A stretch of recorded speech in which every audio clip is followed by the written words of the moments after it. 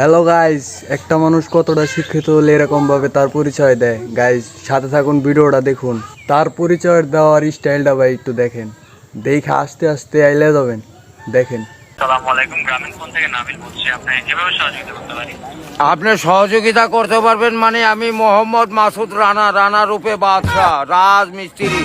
আমি নরসিংদী থাকি, নাম মনে রাখেন।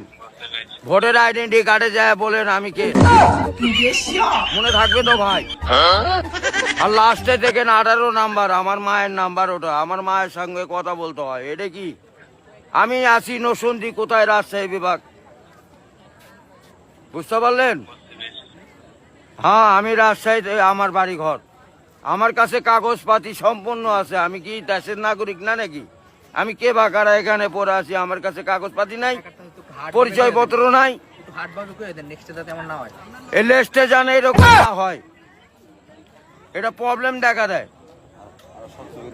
বুঝছেন বড় ভাই? আপনাকে ইমার্জেন্সি ব্যালেন্স দেওয়া হয় বলছেন স্যার। ও ভাই, আমি তো ইমার্জেন্সি ব্যালেন্স পাই, কাটাই তো দেই, কিন্তু আমাকে দিবেন কোন থেকে মনে জান থাকে ভাই, এইটুকুই বললাম।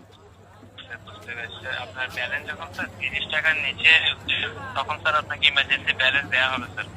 হ্যাঁ, মানে চাওয়া মাত্র দিবেন, তারপরে যদি বাকি না দেয় সড়ক তখন তো বলবেন। আমি তো এতদিন দিয়ে আসছি, আর এখন দিব না মানে? এখন তো দিবই আমি। বুঝতে পেরেছি স্যার। জি, যখন স্যার আপনার মেইন অ্যাকাউন্টের ব্যালেন্স, অর্থাৎ আপনার মেইন অ্যাকাউন্টের ব্যালেন্স যদি স্যার 30 টাকার নিচে হয়ে যাবে, জি। তখন স্যার আপনি ইমার্জেন্সি ব্যালেন্সের জন্য আবেদন করলে আপনাকে ইমার্জেন্সি ব্যালেন্স দেওয়া এ ভাই টাকাই তো নাই, তার 30 টাকা কই পামু? 1 টাকাই তো ফোনে নাই।